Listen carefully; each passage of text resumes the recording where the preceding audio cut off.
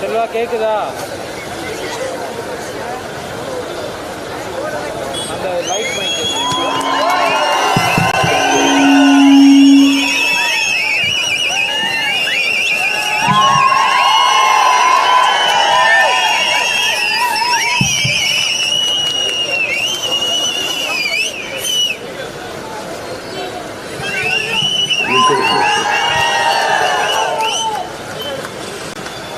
எங்களின் உயிரோடும் உணர்வோடும் கலந்து வாழுகின்ற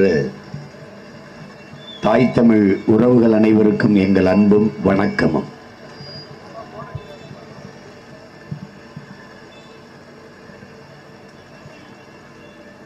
என் அருமை பெற்றோர்களே, என் உயிருக்கினிய உடன் பிறந்தார்களே, நீங்கள் இந்த நிலத்தில் மற்றவர்கள் எடுத்து வைக்கிற அரசியலையும் உங்கள் பிள்ளைகள் நாங்கள் எடுத்து வைக்கிற அரசியலையும் சற்று உற்று நோக்குங்கள் என்று அன்போடு நாங்கள் வேண்டுகிறோம். இதுவரை இந்த நிலத்தில்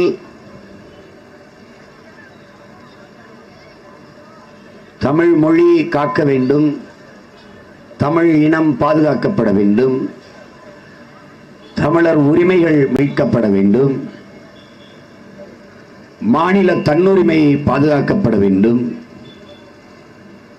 பிற மொழி திணிப்பு என்பது தன் தாய்மொழியை அழித்துவிடும் என்ற வரலாற்று உண்மை அறிந்து இந்தி திணிப்புக்கு எதிராக போராடி நின்றோம். இவையெல்லாம் இன்று என்ன ஆயிருக்கிறது என்று அறிவார்ந்த தமிழ் சமூக மக்கள் சிந்திச்சு பார்க்கணும். மாநில தன்னாட்சி என்பது வெற்று வார்த்தையாக மாறி நிற்கிறது. இந்தி எதிர்ப்பு என்பதும் தமிழ் மொழி பாதுகாப்பு வளர்ச்சி என்பதும் வெறும் வார்த்தைகளாக மாறி போய்விட்டது. தமிழர் நிலம், அதன் வளம், பாதுகாப்பு என்பதும் சுத்தமாக அப்படி நிலம் வளம் என்றால் எல்லாம் படியெல்லாம் ஒன்று இருக்கிறதா எந்த அளவுக்கு மாறி நிற்கிறது. அதை பற்றி கவலையே படுகிறதுக்கான அரசியலோ அதிகாரமோ இங்கு நிறுவப்படவில்லை. இந்த சூழலில் நம் நிலம் மட்டுமல்ல, தமிழ்நாடு மட்டுமல்ல, பெரும்பாலான மாநிலங்களில் கேரளாவை தவிர ஒரு குப்பை மேடாக மாற்றி நிறுத்தப்பட்டிருப்பதை நீங்கள் பார்க்கிறீர்கள். கேரளா, குறிப்பாக கேரளாவே அங்கிருந்த கழிவுகளை அவர் மாநிலத்தை தூய்மையாக வைத்துக் கொள்ள வேண்டும் என்கிற நோக்கத்தில் மொத்த கழிவையும் தமிழர் நாட்டில் கொட்டுவதை நீங்கள் பார்க்கிறீர்கள்.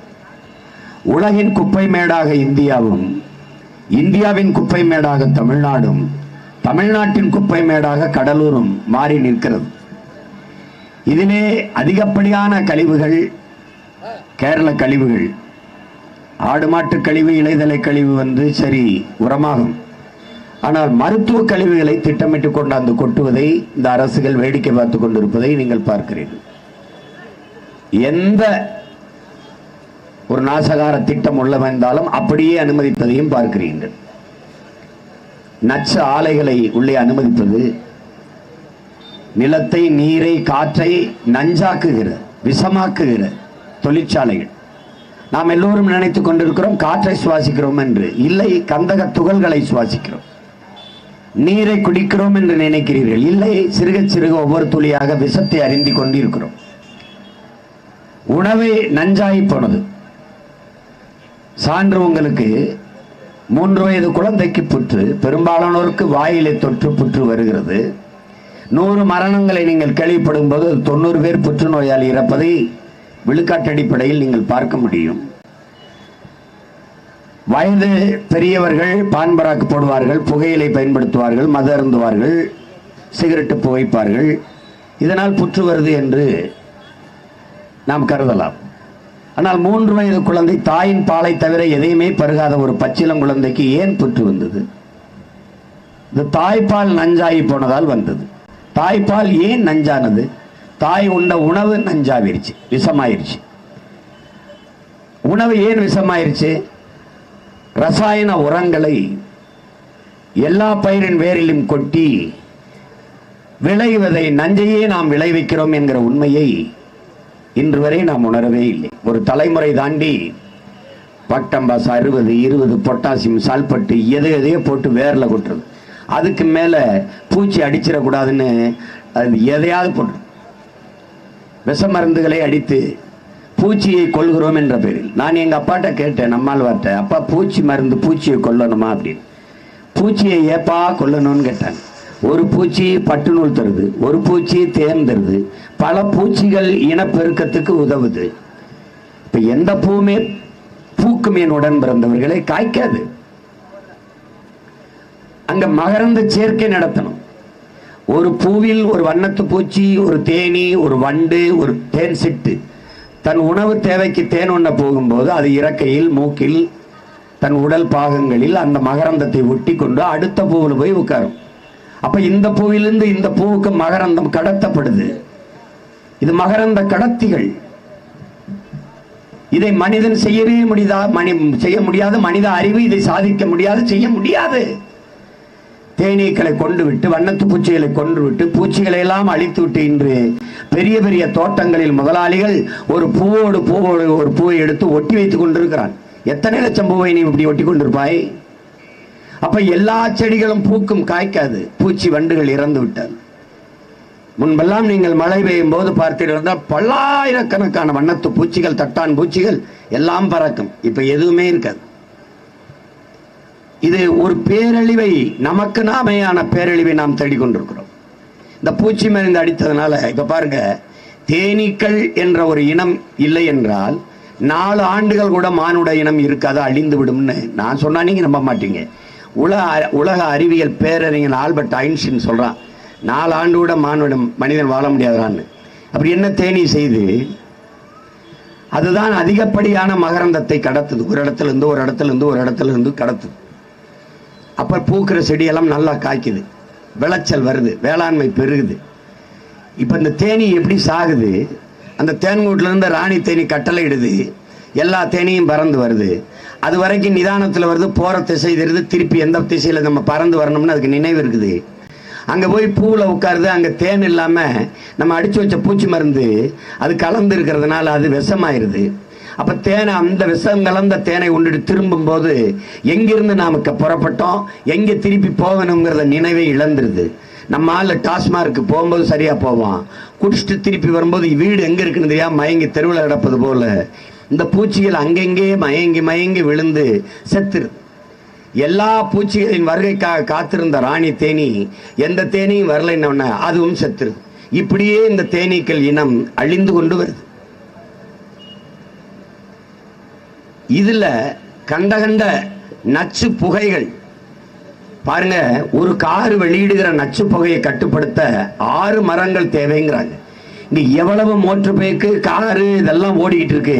இந்த தெருவில் எத்தனை மரங்கள் இருக்குங்கிறத நீங்க கற்பனை பண்ணி பாருங்க, நீங்களே பாருங்க, நீங்களே யோசிங்க. அப்ப 6 மரம் ஒரு கார் புகையை கட்டுப்படுத்த வேணும்னா எத்தனை கோடிக்கணக்கான கார்கள் இங்க ஓடுதோ அப்ப எவ்வளவு மரங்கள் இருக்கா? அப்ப அந்த காற்றில் கலக்கிற நச்சு புகையை நாம் சுவாசிக்கிற போது நுரையீரல் தொற்று, கண்ணெரிச்சல், புற்று வந்து சாக வேண்டிய தவிர வழி இல்லாம போயிடுது. இப்ப டெல்லியில, இந்தியாவின் தலைநகரிலே 400 விழுக்காடு மாசுபட்டுருச்சுன்ட்டு இந்த பழைய ஓல்டு மாடல் காரை ஓட்டாத, இந்த காரை ஓட்டாத, எல்லாரும் மாஸ்க் போட்டுக்கணும். பிறந்த குழந்தையை மருத்துவமனையிலிருந்து வீட்டுக்கு தூக்கிட்டு வரும்போது மாஸ்க் போட்டு தூக்கிட்டு வர முடியுமான்னு யோசிங்க. அந்த அளவுக்கு இந்த காற்று, ஏர் பொல்யூஷன், அந்த காற்று மாசுபட்டு கிடக்குது. காரணம் இந்த நச்சு ஆலைகள், ரசாயன தொழிற்சாலைகள். அறிவார்ந்த தமிழ் சமூக மக்களே, விண்வெளிக்கு ஏவுகிற ராக்கெட்டின் உதிரி பாகத்தை தயாரித்து கொடுக்கிற அமெரிக்கா, உலக நாடுகளுக்கெல்லாம் ஆயுதங்களை தயாரித்து கொடுக்கிற இந்த நாடுகள் நம்ம ஊர் திருப்பூரில் வந்து பனியனையும் ஜட்டியும் வாங்கிட்டு போறான் என்றால் காரணம் என்ன என்பதை நம்ம யோசிக்கணும். அவன் அந்த சாய கழிவுகளை அவன் நிலத்தில் விடக்கூடாதுன்னு நினைக்கிறான். நாம நம்ம நிலத்தில் விட்டு ஆற்றையே நாசமாகிட்டு, தொழிற்சாலை கழிவுகளை அவன் தன் நிலத்தில் விடக்கூடாதுன்னு தொழிற்சாலைகள் அவன் நிலத்தில் நிறுவாமல் நம்ம நிலத்தில் நிறுவுகிறான். அதுதான் இங்க இருக்கிற பெரிய சிக்கல். இங்க அது என்ன அணைடா தம்பி? இல்ல அணை அணையிட எதிரிட தொழிற்சாலை கழிவு கலக்குது. பொன்னேரியா அழகாபுரி சொல்றாங்க பாருங்க. அழகாபுரி அணையில முழுக்க தொழிற்சாலை கழிவுகள். நீங்க அழகாபுரி அணையில மட்டும் இல்லை என் அன்பு உடன் பிறந்தவர்கள், அருமை பெற்றோர்களே, தமிழ்நாடு முழுக்க 32 ஆறுகளை நம் கொலை செய்தவர்கள் நாம் தான். நம் தாயின் இரத்த நாரங்களை, இரத்த நரம்புகளை வெட்டி வெட்டி துண்டிச்சு நாசமாக்கியது நாம் தான். நம் உடம்பிலே எப்படி இரத்த நாளங்களோ இரத்த நரம்புகளோ அப்படி பூமி தாயின் இரத்த நரம்புகள் தான் இந்த ஆறுகள், நதிகள். நம் தாயின் முளைமார்பு போல பூமி தாயின் முளைமார்பு தான் மலை. நம்ம எப்படி தாயின் மார்பில் பால் உண்டமோ அப்படி பூமி தாயின் தன் மலைமார்பிலிருந்து பால் சுரக்கிறாள். அதான் அருவி. அந்த அருவியிலிருந்து தான் ஆறு. அந்த ஆறையெல்லாம் நம் நஞ்சாக்கி, குறிப்பாக நொய்தல் ஆறு எப்படிப்பட்ட ஆறாக இருந்தது, இன்னைக்கு நஞ்சு கலந்து சாய கழிவுகளை கலந்து கலந்து விஷமாக்கி விட்டோம். நீங்கள் வலையொலியில் இருக்க ஒரு தட்டி பாருங்க. ஒரு மாடு தாகத்தோட நொய்யல் ஆறுல இறங்கிருச்சு. தண்ணி கிடக்கு. தண்ணியை குடிக்க மூக்க வைக்குது, வாய வைக்குது, முடியல, நாத்தம் அடிக்குது, நகர்ந்து போய் வேற இடத்துல வைக்குது, முடியல, குடிக்க முடியல, வேற இடத்துல வைக்குது. இன்னும் நீங்க தட்டி பார்க்கலாம், அந்த வலையொலியிலே இருக்கு. இந்த கொடுமையை செய்தவர்கள் நாம் தான். தான் வாழ்வதற்கு முழுக்க பூமியவே நஞ்சாக்கி நாசமாக்கின கொடுங்கோளர்கள் நாம் தான். உலகில் எல்லா உயிர்களாலும் இந்த பூமி தாய்க்கு இயற்கைக்கு எந்த இடரும் இல்லை.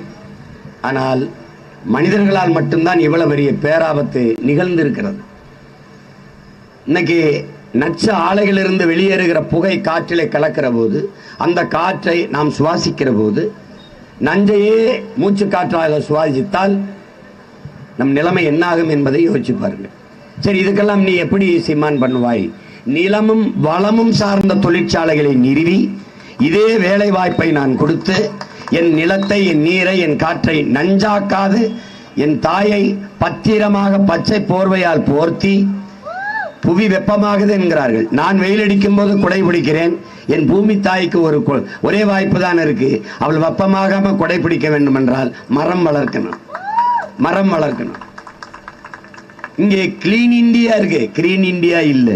உங்கள் பிள்ளைகள் நாங்கள் வந்தால் 10 ஆண்டு பசுமை திட்டம், பல கோடி பனை திட்டம் என்று போட்டு என் இயற்கை அன்னையை, என் பூமி தாயை பச்சை போர்வையால் போர்த்தி முடிப்போம்.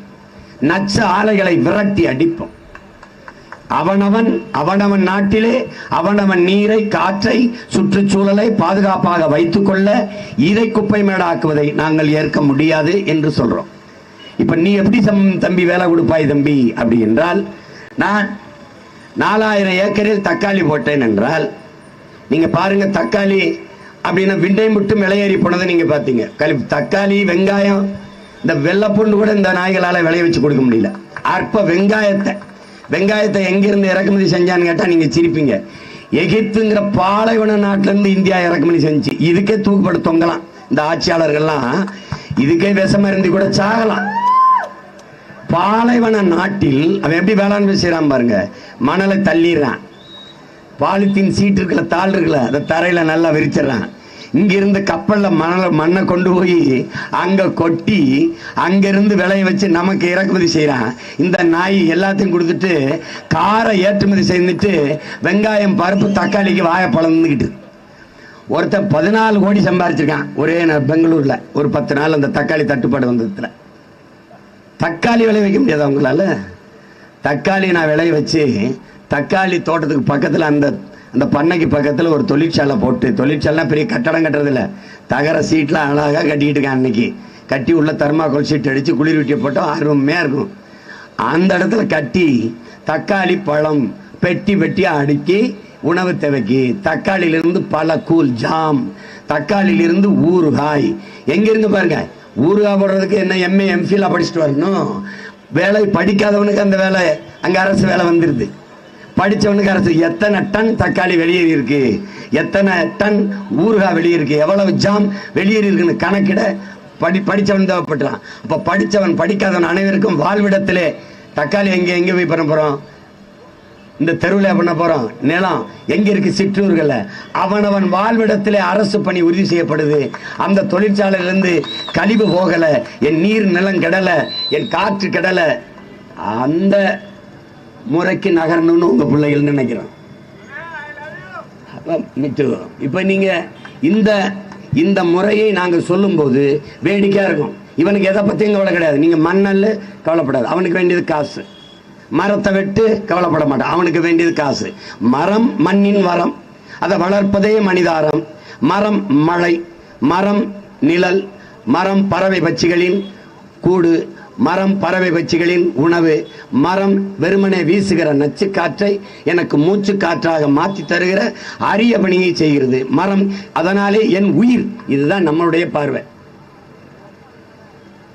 வெறுமனே வீசுகிற கார்பன் டை ஆக்சைடை, அதை அந்த கழிவு காற்றை அதை ஆக்சிஜனாக மாற்றி நச்சு காற்றை மூச்சு காற்றாக மாற்றுகிற பணியை செய்வது எந்த தொழிற்சாலையும் செய்ய முடியாது, எந்த விஞ்ஞானியும் செய்ய முடியாது, மரம் தான் செய்யணும். அப்ப அந்த மரத்தை வளர்ப்பதை இவர்கள் விட்டு விட்டார்கள். அதனாலதான் நாங்க சொல்றோம், அந்த மரத்தை வெட்டாத. உங்கள் பிள்ளைகள் வந்தால் உங்க வீட்டுல உங்க தோட்டத்தில் இருக்க மரமா இருக்கலாம், நீங்களே நட்டு வச்சு வளர்த்துறக்கலாம். என்னை கேட்காம வெட்ட முடியாது, என்கிட்ட அனுமதி வாங்கணும். எதுக்குன்னு கேட்பேன், ஏன் இந்த மரத்தை வெட்டுறாயின்னு கேட்பேன். எனக்கு வீடு கட்டுறதுக்கு தேவைப்படுது. அப்படியா, என்கிட்ட ஒரு சட்டம் இருக்கு, 100 மரம் நட்டு 1 மரம் வெட்டு. 100 மரம் நட்டு கொண்டாந்து காட்டிட்டீங்கன்னா இதுக்கு அனுமதி கொடுப்பேன், கையெழுத்து போட்டு அனுமதி தருவாரு, போய் வெட்டிக்கலாம். இந்த கிளை இங்கே வந்துருச்சுன்னு கையை வெட்டி மரத்து கிளையை வெட்டின்னு வச்சுக்க, உன் கையை வெட்டினா அப்படி இருக்கும். அப்படிப்பட்ட குற்றம் அது. நீ மானுடன் மனிதன் கையை வெட்டியதற்கு சமம். 6 மாசம் உள்ள இருந்து போட்டு விட்டுருவேன். நீ தொடுவனி. நான் சொல்லும் போது சிரிச்சான், சீனா இந்த சட்டத்தை கொண்டாந்துருச்சு. அப்புறம் ஏன் சீனா கொண்டாந்துருச்சு, சீமான்னு சொன்னா கேட்க கூடாது, சீனா சொன்னா கேட்கணும். இந்த முட்டா பதர்களை வச்சுட்டு என்ன பண்ணுவீங்க? நாங்க இதே வேலைதான், இதே சிந்தனை தான். உலக அரசியலை, உயிரியலை, புவியியலை, நீரியலை எல்லாத்தையும் படிப்போம், உள்வாங்குவோம். உலக நாடுகளை எல்லாம் பார்ப்போம். இந்த நாடு மாதிரி என் நாட்டை படைப்பதற்கு ஏங்குவோம், கனவு காணுவோம். அதுக்காக தான் உங்க ஓட்டை கட்டு வந்து நிக்கிறமே ஒழிய, மற்ற மாதிரி 100 கோடி முதலீடு பண்ணி ஒரு தொகுதியில் ஒரு வேட்பாளர் நிற்கிறாருன்னா அவர் என்ன உங்களுக்கு சேவை செய்ய நேர்ந்துக்கிட்டாரா? கொள்ளையடிக்கணும், திருடணும். ஆலை கழிவுகளை, தோல் கழிவுகளை நீங்க பார்த்துருக்க கூடும். இல்லைன்னா அறிவார்ந்த என் தம்பி தங்கிகள், அருமை பெற்றோர்கள் யோசிச்சு பாருங்க. வலையொலியில் இருக்கு, காவிரியில் தண்ணி வருது, திறந்து விடுறாங்க. ஆனால் ஒரு பனை உயரத்திற்கு நுரையோட வருது. என்ன அந்த நுரை? அங்க இருக்க தொழிற்சாலை கழிவுகளை அவன் தேக்கி வச்சிருக்கான். நமக்கு எப்ப தண்ணி விடுறானோ அப்ப திறந்ததுல விட்டுறான். அந்த ஆலை கழிவு நீர் அப்படியே ஓடி போய் அங்க பரவும் போது அதை குடிக்கிற பறவை, விலங்குகள் அந்த நதி ஓரத்தில் வரும்போது எல்லாம் செத்துரும். அந்த தண்ணீரை நம்ம குடிப்பது தண்ணீர் நினைச்சிருப்போம், அது விஷம். அந்த தண்ணீர் அப்படியே பூமியில தேங்கி நிற்கும் போது உள்ளே இறங்குகிற நிலத்தடி நீரும் விஷமாயிருது. அப்ப அந்த தண்ணீரை நிலத்தில் விட்டு வேளாண்மை செய்யும் போது நெல்லோ கரும்போ வாழையோ எதை விவசாயம் செய்தாலும் அது விளைச்சல் விஷமாவே வரும். அவன் எவ்வளவு நுட்பமா அவன் நிலத்தை பாதுகாத்து நம்ம நிலத்துல இந்த ஆலை கழிவை தள்ளி விடுறான் பாருங்க. அப்ப எல்லா விவசாயிகளையும் கூடி பேசும்போது அரசு ஒரு கூட்டம் வச்சிருந்துச்சு. அதுல நான் கேட்டேன். அப்ப பெரிய விவசாய சங்க தலைவர் ஒரு ஐயா சொன்னாரு, சீமா நீ சொல்றது சரி, நம்ம மயில்கள்கிட்ட நான் பேசினேன், அவன் சொல்றான் இந்த தண்ணி பாஞ்சவன விவசாயம் கூட கொஞ்சம் விளைச்சல் மகசூல் வருதுன்றான். அதிகப்படியா விளையிறது நெல்ல, அதிகப்படியா விஷம் விளையுதுன்னு அவருக்கு தெரியல. அதான் அங்க இருக்கிற சிக்கல். இவங்க என்னடா ஓட்டு கேட்க வர இடத்துல நாங்க வந்தா மிக்சி தரோம், கிரைண்டர் தரோம், அண்டா தரோம், ஆட்டுக்குட்டி தரோன்னு பேசாம இதை பூச்சி வண்டுன்னு பேசிட்டு இருக்காங்கிற. மிக்சி கொடுப்பான், கிரைண்டர் கொடுப்பான், எதை போட்டு அரைப்பேன், எதை அரைப்பேன்? ஒருத்தன் சொன்னா மீத்தேன் ஈத்தேன் எடுக்கிறத போய் எடுத்து போராடிட்டு இருந்தேன். இதை எடுக்கலைன்னா எப்படிங்க சமைக்கிறதுன்னு கேட்டான். இதை எடுத்துட்டா எதைங்க சமைக்கிறதுன்னு கேட்டேன். எதை போட்டு சமைப்பா நீ எல்லாம் போச்சு. சிலிண்டர் இருக்கும், எரிவாயு சிலிண்டரு, சமைக்க ஒன்றும் இருக்காது, அரிசி பருப்பு எதுக்கு இருக்காது. ஏன்னா நிலத்தை கெடுத்துட்டா, மீத்தேன் எடுக்கிறேன் ஈத்தேன் எடுக்கிறான்னு. அங்கே நெல் எதுவுமே விளையாது. அப்போ வெறும் சிலிண்டர் தான் இருக்கும், பயோ கேஸ் சிலிண்டரை அப்படி லேசாக திறந்து ஒரு மடக்கு குடிச்சிட்டு மூடிட்டு போக வேண்டியதுதான். ஒன்றும் பண்ண முடியாது. இது ஏன் இங்கே உட்காந்து இவ்வளோ நேரம் வெயிலில் பேசிட்டு இருக்குது? உங்கள் மேலே வச்சிருக்கிற அன்பு, உங்களை நாங்கள் பேரன்பு கொண்டு நேர்த்ததுனால என் நாட்டை என் மக்களை நாங்கள் எல்லாரையும் மாதிரி ஏமாற்றி விட்டு போக முடியாது. ஏன்னா ரொம்ப நாளாக ஏமாந்த கூட்டத்திலிருந்து வந்த பிள்ளைகள் என்பதனால இனி ஏமாந்துடாதீங்கன்னு எச்சரிக்கிறோம். இப்ப அப்பா குடிச்சு குடிச்சு செத்துட்டாருன்னா மகனுக்கு என்ன தோணும்? ஆத்தாடி, நம்ம குடும்பம் கஷ்டப்படுறது அப்பா குடிச்சதுனால தான், இனி குடிக்க கூடாது என்ற ஒரு படிப்பினை வருது இல்ல? அப்படி படிப்பினை வந்த பிள்ளைகள் தான் இந்த வெயில்ல நின்று கத்திக்கிட்டு இருக்கான், விட்டுறாதீங்க அப்படின்னு. இதை அருமை தமிழ் சொந்தங்கள் புரிஞ்சுக்கணும். நாங்கள் வரும்போது இந்த பூமியில் நச்சு ஆலை என்ற ஒன்று இருக்காது. அணு உலை, பழுப்பு நிலக்கரி மின்சாரம் இது தேவைப்படாது. அப்ப என்ன செய்வாய் சீமான்? காற்றாலை மின்சாரம், சூரிய ஒளி மின்சாரம், கடல் அலை மின்சாரம், இந்த தீர்ந்து விடாத இயற்கை வளங்களை நோக்கி நாங்கள் நகர்வோம். என் மண்ணை மக்களை நாசமாக்குகிற இந்த நச்சு திட்டங்களை திரத்தி விட்டுட்டு மாற்று வடிவத்துக்கு வருவேன். நானே வேளாண்மை செய்வதால், நானே ஆடு மாடு வளர்ப்பதால், நானே மீன் பிடிப்பதால் இங்க வறுமை பசி என்ற பேச்சுக்கே இடம் இருக்காது. பால் இருந்தால் பசி இல்லை, பால் முழு உணவு, அது யாருக்கும் புரியறது இல்லை. எந்த திரவ உணவு சாப்பிட்டாலும் கழிவு வராது. பாலில் முழு சத்து இருக்கிறதுனால, முழு புரதம் இருக்கிறதுனால கழிவு வரும். பாலை குடிச்சிட்டு பசியாராம கிடக்கலாம். ராத்திரி சாப்பிடாம போகும்போது அம்மா வெறும் வயித்துல படுக்காத, இந்த பாலையாவது குடிச்சிட்டு படுங்கிறாங்க. பால் முழு உணவு. நீங்க மாடு மேய்க்கிறதுக்கு அவமானப்படுத்தி நம்ம இடத்துல ஒரு குற்ற உணர்வை இந்த நாய்கள் தள்ளி தள்ளி, ஆடு மாடு மேய்ப்பது அவமானம், படிச்சுட்டு கலெக்டர் ஆகணும், படிச்சுட்டு ஐஏஎஸ் ஆகணும், படிச்சு ஐபிஎஸ் ஆகணும், டாக்டர் ஆகணும்னு அதெல்லாம் இல்லைன்னு சொல்றதுக்கு தான் இங்க ஆக சிறந்த மருத்துவரை கூட்டி வந்து நிறுத்திருக்கு. 17 பேரை நிறுத்திருக்கு கட்சியில.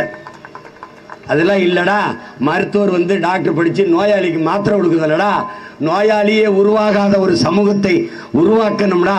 அதான்டா, டாக்டருக்கு மதிப்பு அதிகமா இருக்குன்னா அந்த நாட்டில் நோயாளி அதிகமா இருக்கான்னு அர்த்தம். போலீஸ்காரன் வேலைக்கு ஆள் தேவைப்படுது, போலீஸுக்கு ரொம்ப மதிப்பு இருக்கு, பயப்படுறான்னா குற்ற சமூகமா அந்த நாடு குற்ற சமூகமா சீர்கெட்ட சமூகமா ஆயிடுச்சுன்னு அர்த்தம். எந்த நாட்டில் ஆசிரியருக்கு வாத்தியாருக்கு மதிப்பு அதிகமா இருக்கோ அந்த நாடு அறிவார்ந்த நாடாக போய்கிட்டு இருக்கு. அறிவை தேடி ஓடுற அந்த நாட்டில் என்ன அர்த்தம்? அறிவை தேடி ஓடுங்கள், நாளைய வரலாறு உங்கள் நிழலை தேடி ஓடி வருங்கிறாரு அண்ணல் அம்பேத்கர் அவர்கள். அப்படி அறிவை தேடி ஓடுறான்னு அர்த்தம். ஆனா இங்க டாஸ்மார்க்கை தேடி ஓடுறான், இல்லைன்னா தியேட்டரை தேடி ஓடுறான்.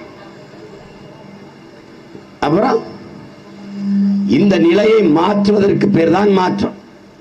நீங்க 1000 ரூபாய் கொடுத்தத பெருமையா பேசுவான் அந்த காங்கிரஸ், இந்த திமுக, அந்த கூட்டணியில் இருக்கிற கட்சியெல்லாம் சேர்ந்து கும்மி அடிப்பான். 1000 ரூபாய் ஸ்டாலின் அவங்க அப்பா வெம்பாடு வெட்டு வேலிமுள்ளு வெட்டி அப்படியே வெள்ளாடு மேய்ச்சி அப்படியே பால் வச்சு வித்தி அதுல நெய்யும் தயிரும் ஆக்கி மோர் கடைஞ்சு வித்து அந்த காசை சிறுவாடு சேமிச்சு அந்த காசுல வந்து 1000 ரூபாயா? இல்லை எப்படி? இல்லை காடுகள்லாம் போய் உழுது விதைச்சு வெள்ளாமை விளைஞ்சு 6 மாசம் வெள்ளாமை அப்படியே கடையில் ஒண்ணி போட்டு நெல் வித்து, மிளகாய் வித்து, வெங்காயம் வித்து, வெள்ளைப்பூண்டு வித்து வைத்தோம் அந்த காசா? இதையெல்லாம் செஞ்சு நாங்க கொடுத்த வரி காசு, அதை எங்களுக்கு திருப்பி கொடுத்துட்டு சாதனை சாதனை இப்படிலாம் நீங்க இப்படிலாம் பேசி தர்றவங்களுக்கு 60 வருஷமா ஓட்டு போட்டிருக்கோம்லடா, அதான்டா பெரிய வேதனை. அதான் பெரிய வேதனை. ஏமாத்துறான்னு தெரிஞ்சே ஏமாந்து கொண்டிருக்க ஒரு கூட்டம் இருக்கும் பாரு. இதான் எங்க எங்க எங்க தாத்தா பட்டுக்கோட்டை, திட்டம் போட்டு திருடுற கூட்டம் திருடி கொண்டே இருக்குது, அதை சட்டம் போட்டு தடுக்கிற கூட்டம் தடுத்து கொண்டே இருக்குது, திருடனாய் பார்த்து திருடாவிட்டால் திருட்டை ஒழிக்க முடியாது, திருடனாய் பார்த்து திருந்தாவிட்டால் திருட்டை ஒழிக்க முடியாது. ஒழிக்கணும், இல்லைன்னா அவங்கள மொத்தமா ஒழிக்கணும். இந்த 2ல 1 பண்ணணும். ஏமாத்திட்டே இருப்பான். உனக்கு இனிப்பான வார்த்தை 1000 ரூபா கொடுக்குறாங்க, எவன் அப்பம்ட்டு காசு, உங்க அப்பம்ட்டு காசு வாங்காசு. அதுல என்ன சாதனை வேண்டி கிடக்கு? 9 லட்சம் கோடி கடன். கடனுக்கு பொறுப்பு யாரு?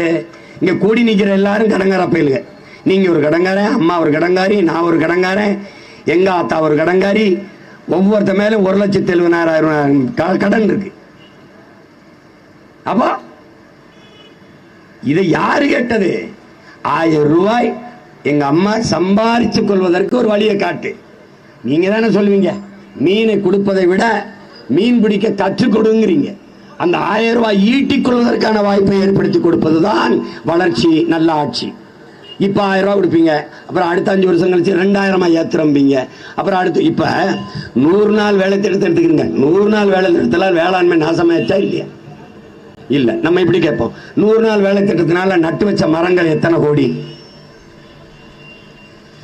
தூர்வாரின ஏரி எத்தனை, தூர்வாரப்பட்ட கம்மாய் குளங்கள் குட்டைகள் எத்தனை, சரி வெள்ளச்சேதத்தில் பாதிக்கப்பட்ட அந்த சாலைகளை செப்பனிட்டது சீரமைச்சது எத்தனை, ஒன்றும் கிடையாது. என்ன வேலை, எங்கேயாவது மரத்து நல்ல உட்காந்து பல்லாங்குழி ஆடிட்டு இங்கிருந்து பவுடர் டப்பா சீப்பு எல்லாம் எடுத்துட்டு போய் அங்கே கொஞ்ச நேரம் தூங்கிட்டு அப்புறம் தலைவாரிட்டு வரணும். இது எப்படி உனக்கு சிம்மா சரி, எங்கள் அத்தாச்சி எங்கள் சின்னம்மா பெரியம்மா எல்லாம் அங்கே தான் வேலை செய்கிறாங்க.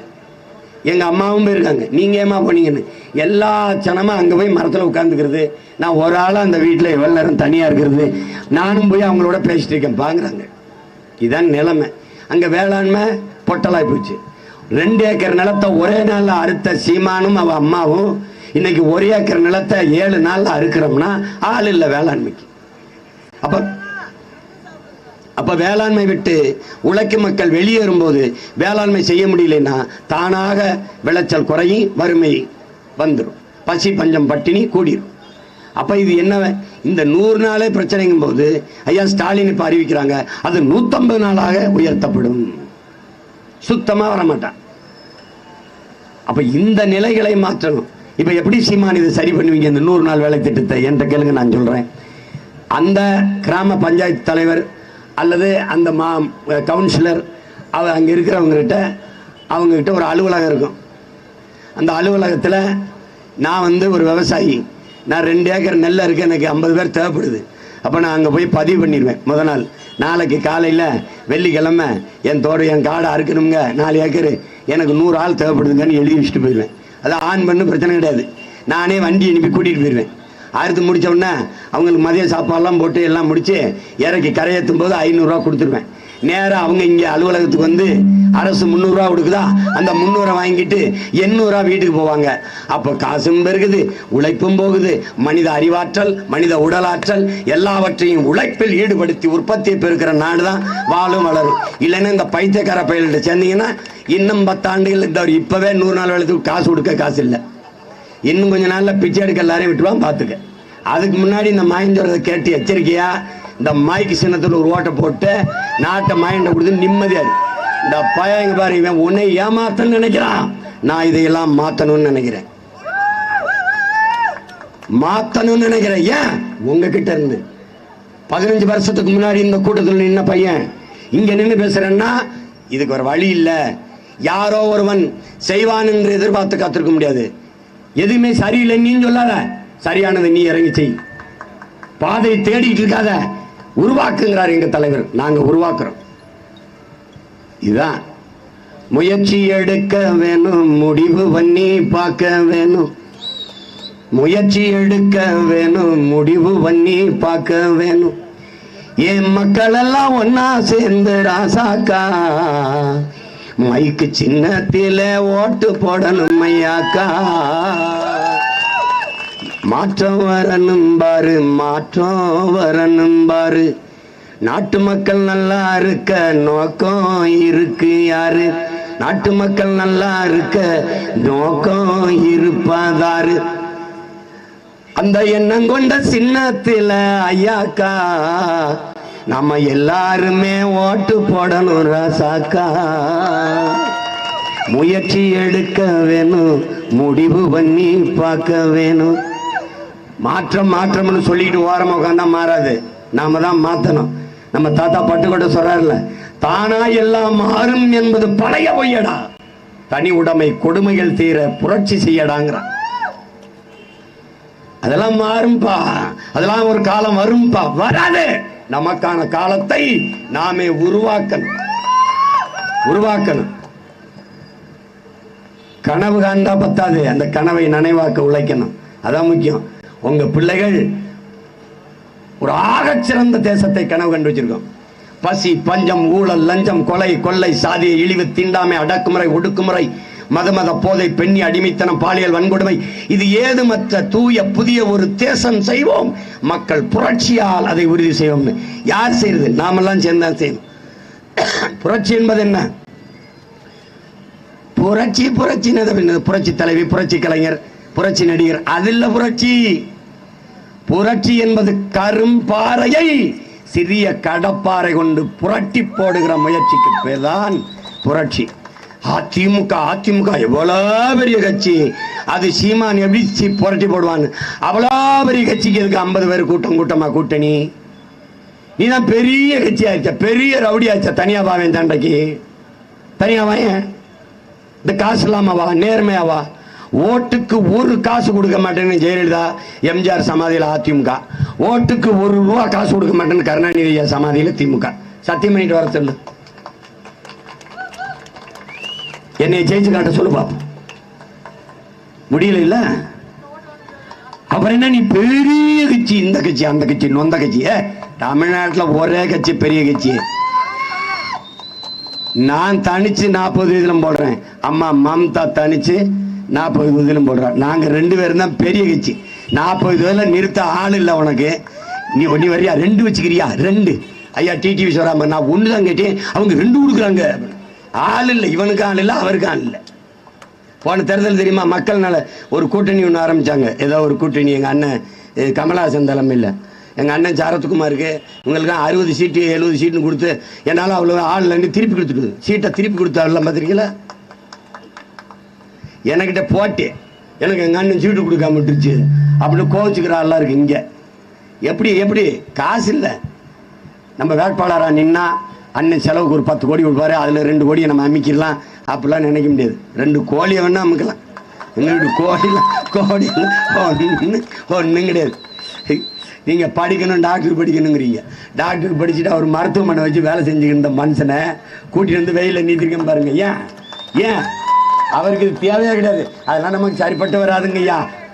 நம்ம சரிப்பட்டு வராதுங்கன்னு சொல்லிட்டு அவர் பாட்டு போயிருக்கலாம். ஏன்? நாங்கள் உங்களை ரொம்ப காதலிச்சிட்டோம். என் தாயைத்தான் நேசிக்கிறேன், என்னை பெற்ற தாய் தந்தையரை தான் நேசிக்கிறேன். என் உடன் பிறந்தவங்களாம் நாங்கள் யாருக்கோ வேலை செய்யலை. புரட்சியாளர் அம்பேத்கர் எங்களுக்கு கற்பித்திருக்கிறார், அன்பு சொந்தங்களே, நீ யாருக்கோ வேலை செய்கிறாய் என்ற எண்ணத்தை, யாருக்காக உழைக்கிறாய் என்ற எண்ணத்தை கைவிடு. நீ பிறந்த பெருமைமிக்க சமூகத்துக்காக உழைக்கிறாய் என்ற பெருமிதமும் திமிரும் உனக்கு இருக்கணும். பிறகு நீ எந்த நோக்கத்தை கொண்டிருக்கிறாயோ அதில் அசைக்க முடியாத அழுத்தமான நம்பிக்கை கொண்டிருக்கிற.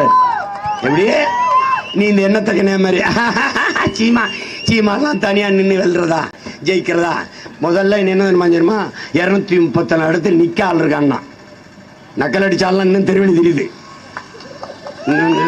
தெரியுது, சீட்டு கிடைக்காம தெருவெளி தெரியுது. ஏடிஎம்கில் அவனுக்கால் நிக்க ஆள் இருக்கான, நின்று ஏறி அடிச்சவன இவன்லாம் ஒரு ஆளா அப்படின்னா, அப்புறம் இவன் தான் இந்தியாவிலே ஒரு ஆளா தெரியுது. இப்ப என்னை எதிர்கொள்ள முடியல, என் கையில கத்தியை கொடுத்துட்டு என்னோட சண்டைக்கு வர முடியல, என் சின்னத்தை பறிச்சுக்கிட்டு வெறுங்கையோட நிறுத்திக்கிட்டு வா வா வா வா நெஞ்சல டே வாடா ஒண்டி கொண்டி வாடா, அது முடியல. திமுக பெரிய கட்சி நீ நம்பிட்டு இருக்கியா? திமுக தனியா நின்று ஸ்டாலினால முதல்ல ஜெயிக்க சொல்லு பார்ப்போம். திமுக என்னை மாதிரி நிக்க சொல்லு, நிக்க கண்டஸ்ட் பண்ண சொல்லு. தனியா திமுக போட்டி போடுது, சீட்டு கொடுக்க சொல்லு. எவனாவது சீட்டு வாங்கி நின்ட்டானா கேளு, ஐயோ தோத்து போயிடுவான், எதுக்குன்னு ஓடி போயிடுவான். தமிழ்நாட்டில் இருக்க மொத்த கட்சியும் ஒரே இடத்துல கூடி இருக்குது, அண்ணா அறிவாலயத்தில். சரி வேணாம், தமிழ்நாட்டில் ஒரு அரசியல் தலைவனை இவ்வளவு நேரம் வெயில் நின்று பேச சொல்லு, அவன் வேட்பாளரை இவ்வளவு நேரம் நிக்க சொல்லு. நிக்க மாட்டான். சீமா வீட்டுக்கு போகும்போது இந்த சட்டை மாதிரி இப்படி கிழிச்சு போடணும் மூஞ்சிய. ஏன் முழு கை போட்டு சுத்திக்கிட்டு இருக்கேன்? அரை கை போட்டேன், தீஞ்சு போச்சு, கை நடுங்கிருச்சு, புண்ணாயிருச்சு, வெந்து. யாருக்காக? எல்லாம் என்னை பெத்த தாய் தந்தை இருக்கு, என் கூட பிறந்த அண்ணன் தம்பி இருக்கு, அவனை விட்டு போயிடக்கூடாது. என்னை என் முன்னோர்கள் நான் செய்கிற வேலையை செய்யாது விட்டு எங்களை நடுத்தருவில் விட்டார்கள். எனக்கும் பின்னாடி வருகிற என் தம்பி தங்கைகள், என் அன்பு பிள்ளைகளை இந்த நிற்கதியில் நிற்க விடக்கூடாது. அவன் வரும்போது ஆகச் சிறந்த பூமியாக, அவன் குடிக்க நல்ல நீர், சுவாசிக்க நல்ல காற்று, பயணிக்க நல்ல பாதை, படிக்க நல்ல கல்வி, படித்தால் நல்ல வேலை, ஆகச் சிறந்த மருத்துவமே அவசியப்படாது. நான் தான் நஞ்சில்லா உணவு தரேன், நல்ல குடிநீர் தர்றேன், சுவாசிக்க நல்ல காத்து தர்றேன், அப்புறம் எப்படி நோய் வரும்?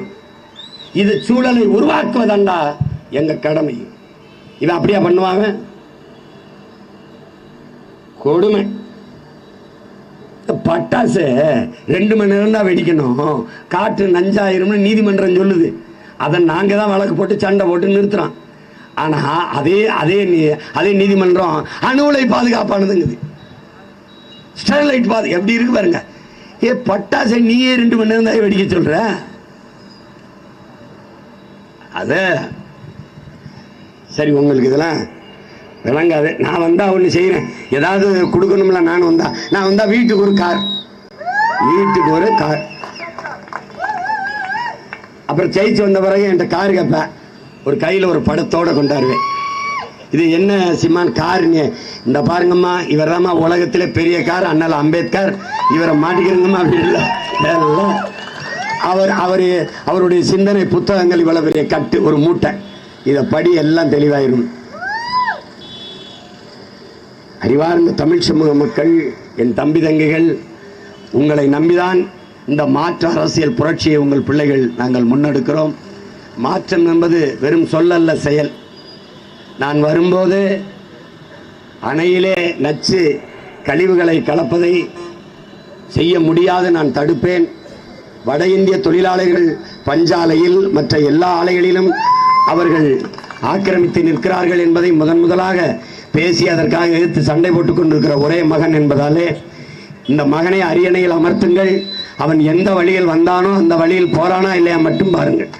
எங்கள் பிள்ளைகள் உழைக்கிற எண்ணத்திலிருந்து வெளியேறி இருக்கிறார்கள். உழைப்பது இழிவு என்று நினைக்கிறார்கள். எந்த வேலையும் செய்வது இழிவல்ல, எந்த வேலையும் செய்யாமல் இருப்பதான் இழிவு என்று கற்பித்து என் உயிர் தம்பி தங்கைகளை நான் வார்த்து எடுப்பேன். திறன் மேம்பாட்டு பயிற்சி கொடுப்பேன். மதுக்கடைகளை உடனே மூடி அடைப்பேன். அதனால் அவன் உடல் தொழில் இருப்பான். தெருவுக்கு தெரு படிப்பகமும் உடற்பயிற்சி கூடங்களும் திறந்து உடல் உறுதி பெற்ற அறிவு திறன் பெற்ற பிள்ளைகளாக என் தம்பி தங்கைகளை வளர்த்தெடுப்பேன். நானே மாடு வளர்ப்பேன். 1.5 லிட்டர் 1 லிட்டர் குடி அப்படின்னு நானே நாட்டுக்கோழி பண்ணையாக வளர்ப்பேன். 2 முட்டையை குடி, ஜிம்முக்கு போ, உடற்பயிற்சி செய்யி, நல்லா ஓடு, திறனை மேம்படுத்து, அறிவு திறனுக்கான பயிற்சி. தெருவுக்கு தெரு 2 குடிப்பகம் டாஸ்மார்க் இருக்கிறதை மூடிட்டு தெருவுக்கு தெரு 2 படிப்பகங்களை திறப்பேன். அது என் மூதாதையின் பெயரிலே திறப்பேன். பெரும்பிடுகு முத்தரையர் படிப்பகம், அங்க அது வீரமா இருக்குன்னு பெரும்பிடுகு முத்தரையர் உடற்பயிற்சி கூடம். அறிவு சார்ந்த கப்பலோட்டி தமிழன் வாவுசி படிப்பகம் அங்கே இருக்கா. அது ரெட்டமலை சீனிவாசன் படிப்பகம். இங்கே திருவிக்கா படிப்பகம். அங்கே மறைமலை அடிகள் படிப்பகம். என்றைய முன்னவர்கள் புரட்சி பாவலர் பாவேந்தன், பெரும்பாவனன் பாட்டன் பாரதி, இப்படி எங்க முன்னோர்கள் பெயர்லேயே படிப்பகங்களை திறந்து படிக்கப்பேன். குடிப்பகங்களை மூடி படிப்பகங்களை திறப்போம். திரையரங்கெல்லாம் உங்க மாயம் வந்துட்டேன்னு வச்சுக்க. இந்த 5 shows no, only 2 shows. Sunday, சனி ஞாயிறு, சாட்டர்டே சண்டே 2 நாள் நீ எத்தனை காட்சி வேணாலும் ஓட்டிக்க. ஹாலிடேஸில், வீக் டேஸில் படிக்கிற நேரத்தில் உழைக்கிற நேரத்தில் நோ, 2 காட்சி. அப்போ வசூல் எப்படி எடுக்குது? 10 நாள் எடுக்கிறத 20 நாள் எடுத்துக்க, நோ ப்ராப்ளம் மட்டன். அவ்வளோதான் செய்ய முடியும். கேட்கும்போது கஷ்டமாக தான் நம்பியிருக்கோம். உடல் நோயை குணப்படுத்துகிற மாத்திரை கசப்பாக இருக்குங்கிறதுனால தேனில் குழச்சி கொடுப்போம்ல, அப்படி கொடுப்போம், சாப்பிடணும். சொல்லும் போது கேட்க கஷ்டமாக தான் இருக்கும். ஆனால் கேட்கணும். கேட்டால் தான் நாடு மக்களும் உருப்பட முடியும். ரொம்ப இனிப்பு சாப்பிடாதீங்க, சக்கரை நோய் வந்துடும். இவன் வரேன் போகிறான் என்ன சொல்லுவான்? நாங்கள் 1000 ரூபா கொடுத்தோமா, புட்டாம பவுடர் போட்டியலா, நல்லா லிப்ஸ்டிக் போட்டியலா. நீங்கள் என்ன எதை கொண்டு அடிக்கலாம்ன்றீங்க நீங்கள்? என்ன கொடுமை பாரு, கொடுமை.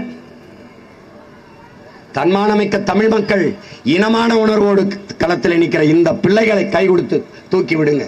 தாழ கிடப்போனை தற்காத்து நிற்பதை தர்மம்ங்கிறார் ஐயா வைகுந்தர், புரட்சியாளர் வைகுந்தர் அவர்கள். எந்த மனிதன்டா உலகத்தில் உயர்ந்தவன்? கீழே விழுந்து கிடப்பவனை தூக்கிவிட எவன் குனிகிறானோ அவன் தான்டா உலகத்திலே உயர்ந்தவன. அப்படி என் தமிழ் சுகமும் கீழே விழுந்துருச்சு, தாழ்ந்துருச்சு. அதை தூக்கிவிட நீங்கள் எல்லோரும் குனிந்து உங்களுக்கு நீங்களே தூக்கி நிமிர்ந்து கொள்ளுங்கள். இதை விட்டால் வழி கிடையாது. இந்த வாய்ப்பு வரலாறு தந்திருக்க வாய்ப்பு. மறுபடியும் 2 மோடி, மீண்டும் மோடி. எதுக்குன்னு சொல்லு. 10 ஆண்டு கால ஆட்சியில் நடக்காத நல்லதை நீ அடுத்து வர 5 ஆண்டுகள் செய்ய போறாரா? முழுக்க 1.5 கோடி இந்திக்காரன் வந்திருக்கான். இன்னும் 1.5 கோடி வந்து என்னை அடிச்சு விரட்டல, நான் நல்லா ஆத்தால பண்ண போறேன். நடக்கும். அப்ப நீ என்னையை தேடுவ, நானும் உன்னோட சேர்ந்தா ஓடுவேன். வேற என்ன பண்ண முடியும்? என்னை அதிகாரமற்ற இதே நிலையில வச்சிருந்தீங்கன்னா என்ன நடக்கும்? இப்பவே அடிக்கிறான். அண்ணன் திருப்பூர்ல அடிக்கிறாங்க, தெருவு தெரு அடிப்பான். இத பிஜேபி ஆதரிக்கீங்க. அவன் ஓட்டர்ஸ். வட இந்தியாவில் வர எவனும் காங்கிரஸ் கூட போட மாட்டான், பிஜேபி தான் போடுவான். இந்த நரேந்திர வரும்போது கூட்டம் வந்து கைதட்டிக்கு தலைவர்கள் யாரு நினைக்கிற? இந்திக்காரன் லாரியில ஏற்றுக்கொண்டு இறக்கிறவாங்க. கவனமா இருந்து வேலை செய்யுங்க. ஒரு நிலம் இருந்துச்சு, ஈழம்னு அடிச்சு விரட்டினேன். இங்க அகதியாவது நின்ன, இங்க இருந்து விரட்டினான்னு வச்சுக்க, எங்க போய் நிப்ப? இதுவே நீ இந்த பாரு, உன் தாய் மடியை தற்காத்து வச்சுக்க, இல்லைன்னா கஷ்டம். இந்த ஒரு நிலம் தான் இருக்கு, இதை விட்டுட்ட நிக்க இடம் இருக்காது. நிலத்தை இழந்தால் வளத்தை இழப்பாய், வளத்தை இழந்தால் இனத்தை இழப்பாய். அதனால் உன்னுடைய தாய் நிலம் தமிழ்நாட்டை பேரன்பு கொண்டு காதலிச்சு. பொண்ணா அப்புறம் காதலி, முதல்ல பிறந்த மண்ண காதலி. அன்பு தம்பி தங்கைகள், வெறிகொண்டு நில்லுங்கள். அண்ணன் பழனி பாபா அவர்கள் பொதித்த புரட்சி மொழிக்கேற்ப இனப்பற்று, இன உணர்வை தூக்கி வீசுங்கள். இன வெறி கொண்டு நில்லுங்கள். இல்லை என்றால் நாம் ஆளப்படுவோம், ஒருபோதும் ஆள மாட்டோம். இந்த வெற்றி என்பது காலம் நமக்கு கையெழுத்துக்க வரலாற்று பெரும் வாய்ப்பு. இது நாம் தமிழர் கட்சியின் வெற்றி, மருத்துவர் ஐயா கருப்பையா வெற்றி கிடையாது. நாம் பிறந்த பெருமை மிக்க தமிழர் என்கிற தேசியத்தின் வெற்றி, தமிழனின் தன்மானத்திற்கு கிடைத்த வெற்றி, இன உணர்வுக்கு, மான உணர்வுக்கு கிடைக்கிற வெற்றி. கவனத்தில் வைத்துக் கொண்டு வேலை செய்யுங்கள். மதிப்புமிக்க பெருந்தகை, அளப்பரிய ஆற்றலாளர், மருத்துவத்துறையில் சிறந்த மருத்துவர் ஐயா கருப்பையா அவர்களை நான் இந்த நிலத்திலே உங்களுடைய பிரதிநிதியாக நிறுத்தி இருக்கிறேன். இந்திய ஒன்றிய நாடாளுமன்றத்திற்குள் உங்களுடைய உரிமைக்கான குரல்களை எனக்கு எழுதி கொடுத்து பேச சொல்வதால் தீர்வில்லை. நான் அதிகாரத்துக்கு வருகிற வரை அதை இந்திய அரங்கிலே ஒழிக்க ஒரு குரலை தேர்வு செய்திருக்கிறேன். அதான் மருத்துவர் கருப்பையா அவர்கள். இந்த ஒளிவாங்கி சின்னத்தில் நீங்கள் வாக்கு செலுத்துங்கள். உங்களுக்கான குரலாக இதே ஒளிவாங்கியில் இந்திய நாடாளுமன்றத்தில் எங்கள் ஐயா அவர்கள் முழங்குவார்கள் என்ற உறுதியை தருகிறேன். புரட்சி எப்போதும் வெல்லும். நாளை நமது வெற்றி அதை சொல்லும். இலக்கு ஒன்றுதான், இனத்தின் விடுதலை. இனம் ஒன்றாவும், இலக்கை வென்றாவும். தமிழ்தாய் வாழ்க, தலைவர் பிரபாகரன் வாழ்க. நாம்